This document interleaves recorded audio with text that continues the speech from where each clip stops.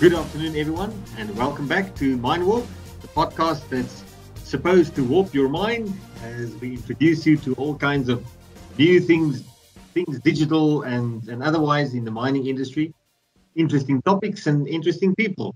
Welcome from me, MP Strydom, and my co-host, Jean Roux. Hello, everybody. Fantastic to spend time with you. We've got a great guest today that's going to educate us about stuff. I don't want to give it away, MP. He's qualified to have opinions on this. MP, we are now into how many months? Third month of our time at Epiroc. Big company, big things happening. Everybody watch out what we are doing. And then MP, you all the time say, please like and subscribe. And after I watched lots of YouTubes on it, some of the guys are saying, I'm not going to make you do that, but you know what to do it. So we are really pleased with everybody that's dialing back in. We know you are. There are some guys that are religiously listening to us. Special mention to Evert de Ruiter. Evert, thank you for every time telling us this is a good one. It keeps us motivated to go, and all the other people. And for the others, drop us a note about what you think. Tell us if there are people that you'd like to hear from or topics that you'd like for us to discuss, please. Yes. Yeah, MP, over to you. So today we've gotten a hot button topic, I should say. We're talking about ESG. And for those of you who don't know what ESG is about, it is about environmental, social, and governance performance and reporting that all listed companies at least have to do. But more and more, it's not only listed companies, but any responsible company that have to think about the impact that they have as they do business on the environment, on the people that the communities within which they work and communities that work inside of the company, and of course, all things governance. We have a very special guest who's no stranger to this topic. His name is Jacques Erasmus. Jacques, welcome to Mind Warp. Hi, MP. Thanks for having me, and looking forward to our discussion. Yes, absolutely. So instead of me trying to introduce you completely to our audience, why don't you jump in? Maybe start off, just tell us in 3 seconds what you do now, and then you can give us a little bit of background, how you got to where you are right now. Thanks, MP. Yes. What am I doing now? I'm really living out my dream. I'm passionate about digital transformation in businesses, shortening their processes, and then obviously ESG linked to that. I think we have the unique opportunity where we can take technology and ESG and merge it into one and really give companies and the industry some great potential to further the ESG journey much quicker than we would have done in the past. You ask, where do I come from? I've been working in the mining industry for 23 years, and it's been a passion of mine. I tried a few other industries and really gave me some good background, but I always keep gravitating back to mining. And it really only started, I'm a chartered accountant by profession, and 23 years ago I arrived at KPMG, and in those years they put you in an industry group. And I had a choice between financial services and mining or energy and natural resources. And lucky for me, I ended up in energy and natural resources and been building that journey, learning, experiencing things. I think it's the thrill of actually going out to the mine and actually seeing how the mining operations work, linking that to the finance, and in my latter time of my career, pulling all the services, supply chain, ESG into that sphere. It's interesting that you mentioned ESG together with supply chain. That, of course, has an immediate impact on communities, as there's a movement towards involving communities or direct communities much more in the supply chain of big organizations, isn't there? Absolutely. Maybe just to take a step back, MP, I see ESG almost as a personal choice. And if I can sort of explain it by using an analogy, it's like healthy eating. ESG has always been with us, but it's come to the fore and it's been very prominent in the last few years. And it's almost like a lifestyle. So previously you would start with ESG, I think around it's a personal choice. So you can either eat healthy or you can eat all the junk food and the burgers. And similarly, as you then grow into that lifestyle where you make good choices and responsible choices, Similarly, that is sort of what ESG stands for me. And then when we take that into a business perspective, it's exactly that. It is not all about the money. It is caring about the person next to you and working with you in the community. I always think of Jerry Maguire when Tom Cruise says, show me the money. It's actually no longer showing me the money. It's showing me that you are responsible and that you can have a sustainable business, which is more than money. It is actually caring about, one, the environment, caring about the society, and then obviously keeping yourself honest and disciplined through governance. Wow, I really like that.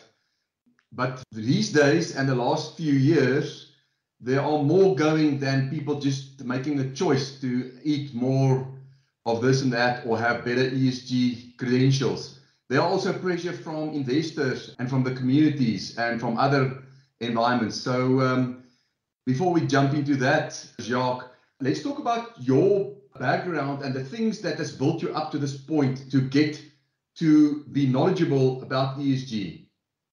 John, I think it started out so obviously very strong on the governance side, being an auditor for almost 22 years and not just signing financial statement accounts. It's actually funny, when I moved in 2010, I actually moved to Canada for 2 years, to Calgary. And in Calgary, I was the only audit partner who actually has ever signed a sustainability report. Wow. And that's where my love sort of started. Was always involved in the South African mining industry. And I think South Africa was more progressive on that type of reporting than anywhere else in the world. I think the rest of the world is now caught up. But that's where the passion started, and working with clients and really understanding what they should be reporting. And that sort of then gravitated back into saying, it's all cool and well how we report stuff, but how do we actually make a difference? So it's not just a policy statement which we opine on. How do we actually apply that in practical so it actually makes a difference in somebody's life? And that's where I am today. I then joined industry, worked for a large mining client, and through that understood what ESG means from supply chain. One of the medical departments were reporting to me. So what does employer well-being look like? And then obviously met up with MineRP, and I think that is sort of the next evolution in my journey, where then obviously how do we make this real time? So it's not just a report once a year, but actually can make it real time live for all the stakeholders to digest. It's interesting, many years back, MineRP was involved in the development of health and safety solutions firstly, and then with a few big audit firms, we got involved in the development of enterprise resource management systems.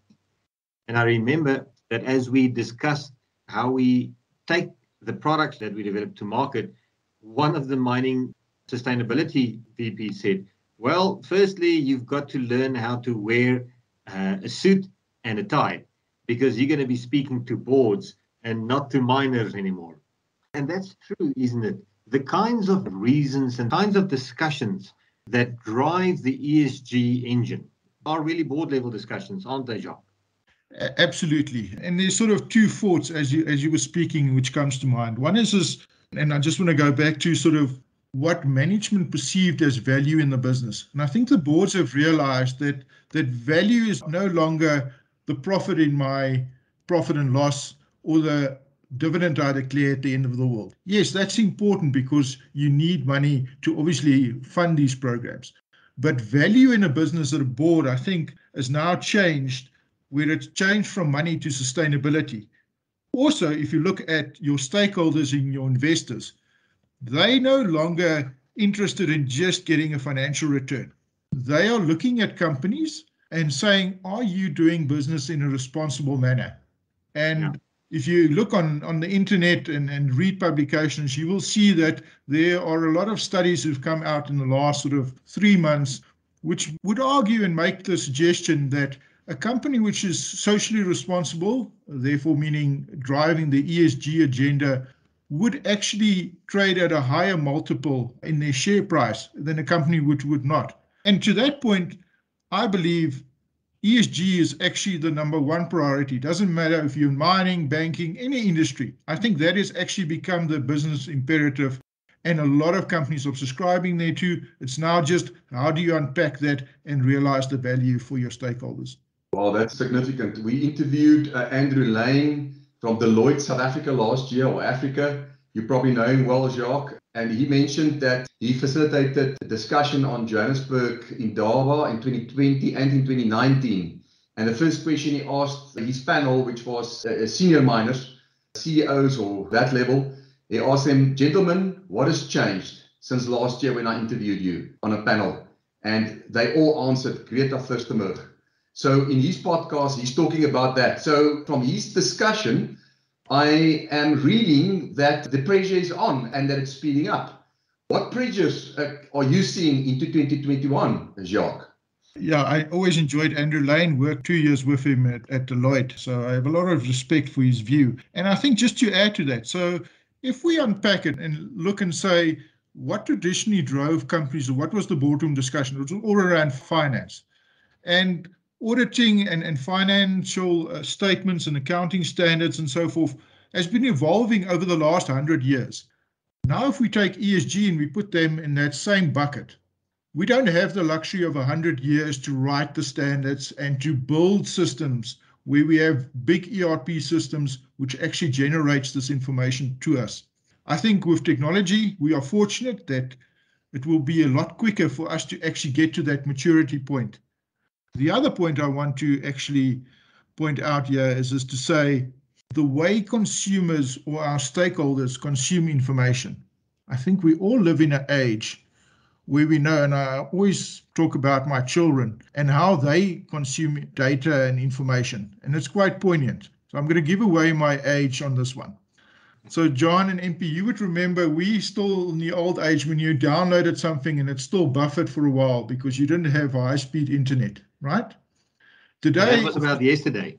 That was yesterday, but things change so quickly. In 24 hours, you can change the world these days. Jacques, all of them started with 5 minutes of before they started. Exactly. But the point is today, if they want to download a movie or a content of social media and they press that button and it doesn't immediately start to play, they don't think that there's a technology. They just think, Dad, there's a problem. Similarly, think back to your younger days when you still went to a toy shop, right? Your dad would tell you, we are going Saturday morning and we're going to buy, and you waited the whole week for that. Today, your child comes to you and says, Dad, I want this toy. And you're saying, can we get it tomorrow? He says, don't worry. He goes onto the internet, goes onto the site. All you need to give is your credit card details and you sort it. Right? So I think you've got my children and my wife confused there, John. But MP, all of us have problems in life. It's just how you manage it. It's a negotiation. And ESG is no longer a negotiation. It's real. Coming back to your question, John, it's real. We don't have 100 years. From a mining perspective, I think technology will play a big role in getting us there quicker. And also what is important is how do we give that information back? Do we give it real time? My dream on ESG is that we package it simplistically so the investor can actually understand what we're doing and we match that to the goals we set ourselves. And then secondly is I ask myself the question, is it good enough to publish an annual report once a year and give feedback to my shareholder, my stakeholders on how I've done against those goals in ESG? Those children that grow up that become investors probably not going to like that, right? Yeah, absolutely. That's the point we were discussing earlier. So I think companies and boards will have to find ways to give this information real time to their shareholders for them to make good investment decisions. And as we alluded earlier, this does make a difference on your share price. And that should not be the reason you do it. But yes, it's a damn good incentive for you not dabbling in it. I read in a recent report that some of the biggest problems that companies are still experiencing as they mature in this world of ESG management as opposed to ESG reporting is the availability to enough data at the right kind of time intervals and so on to be able to have this live system that you refer to. And please, for our listeners, if I talk about system, I don't mean an IT tool. I mean a management system approach to managing this. But we all know there's no managing without measuring. and companies report that it's a big problem for them. Is this something that you've experienced? Absolutely. I think there are two challenges. One is the maturity and integrity of the data. And the next one is a lot of companies still put this on Excel spreadsheets. So they don't have an integrated management system to actually collate all the data. But more importantly, MP, we are almost jumping to the next phase to say, is it just good enough to have a good system to collate my data and to report stuff after the fact? Or should I actually be looking and investigating of getting a platform where I can get real-time data and actually analyze and run digital twins and make good business decisions before it actually happens? And I think that is the discussion which is going forward. And I think that is where the world is heading. It's just how quickly we're going to get there. So when you use that magic word platform, many people who deal continuously with MineRP will know that in our world, that's a term of art. It means something very specific, namely a means to manage all of your information in one area or in an interconnected fashion, as opposed to different business areas living and managing information in silos.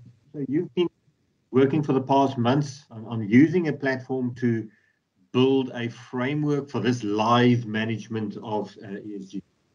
Absolutely. MP, I think there's two things, and I'm excited about this. I really think MineRP's got something very unique to offer to the market. And I say this because of two reasons. One is this, it actually takes ESG to the core of the business.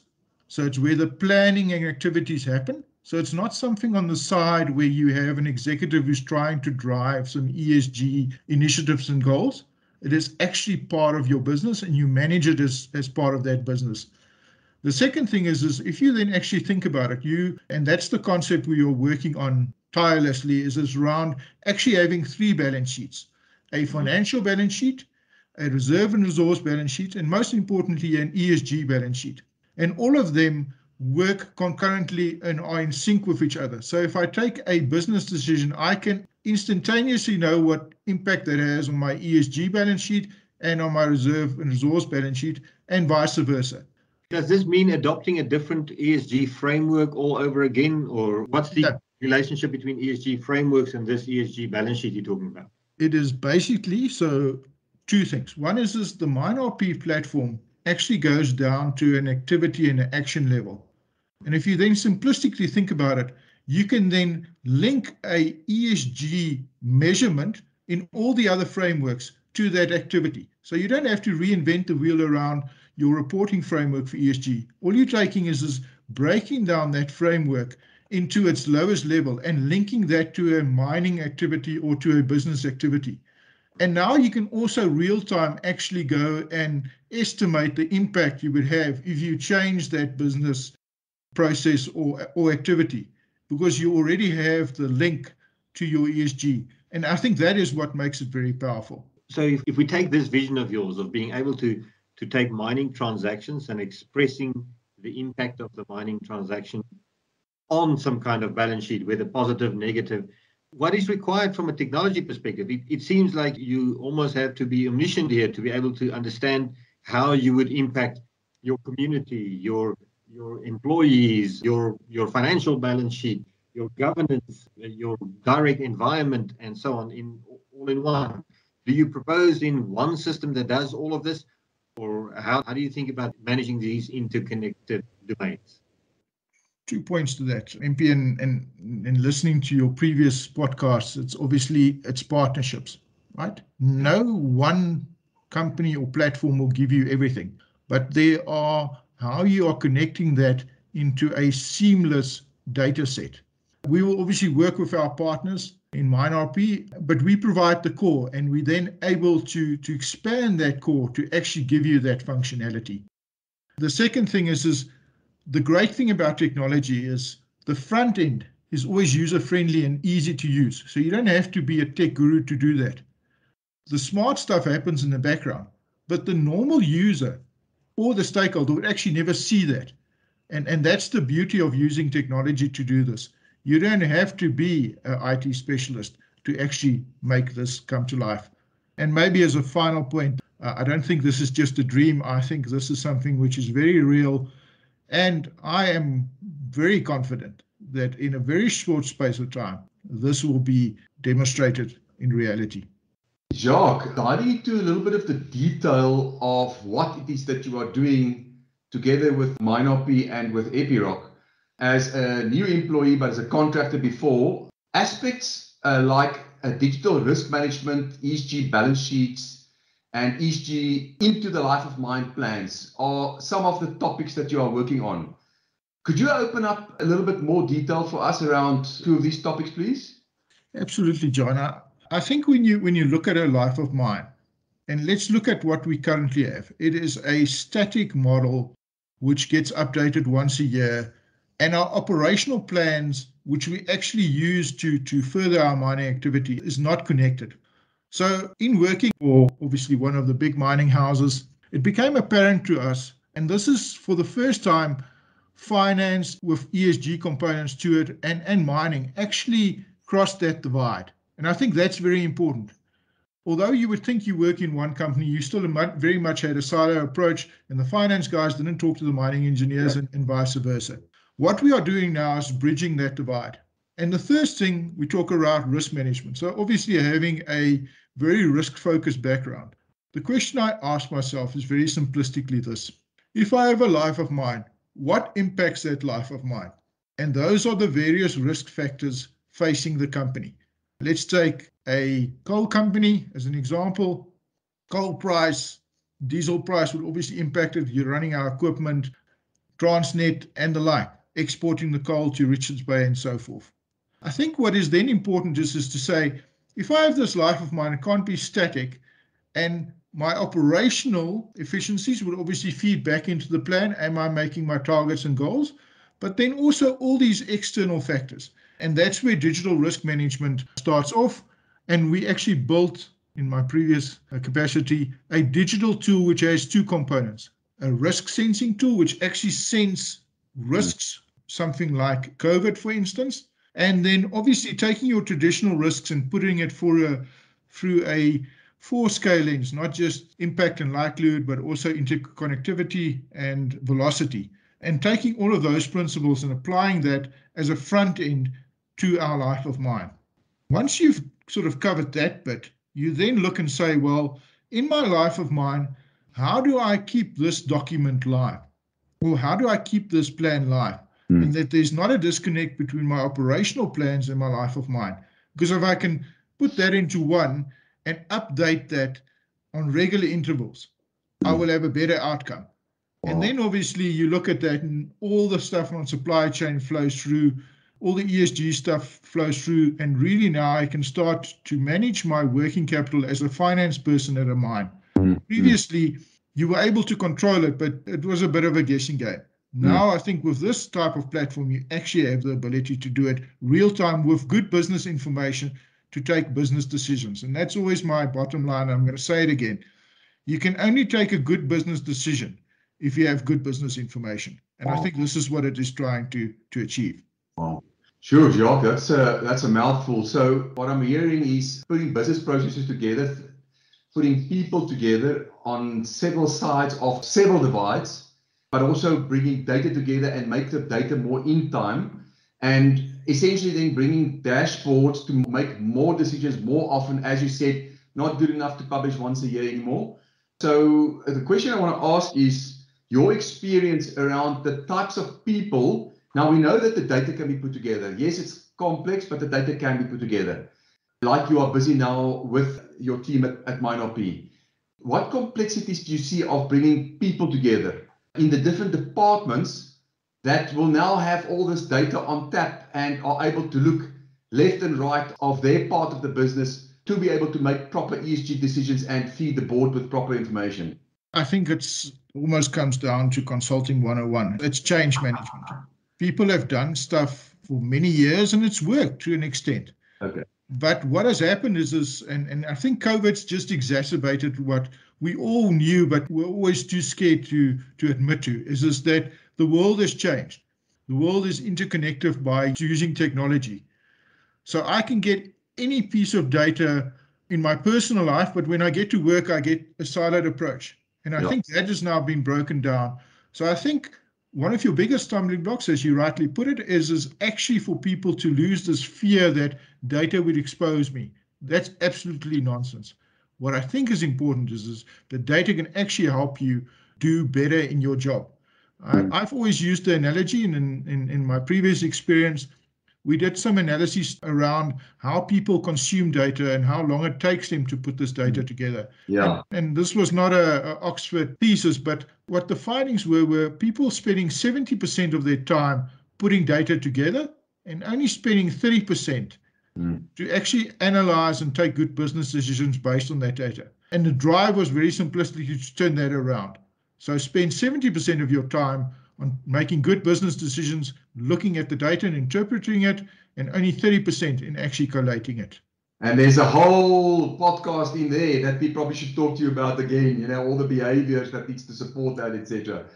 It just reminds me of a study I recently listened to, or I should say a conference I listened to. And one of the speakers there, he was speaking on business leadership, and he says the fastest way to change someone's mind is to connect with their heart.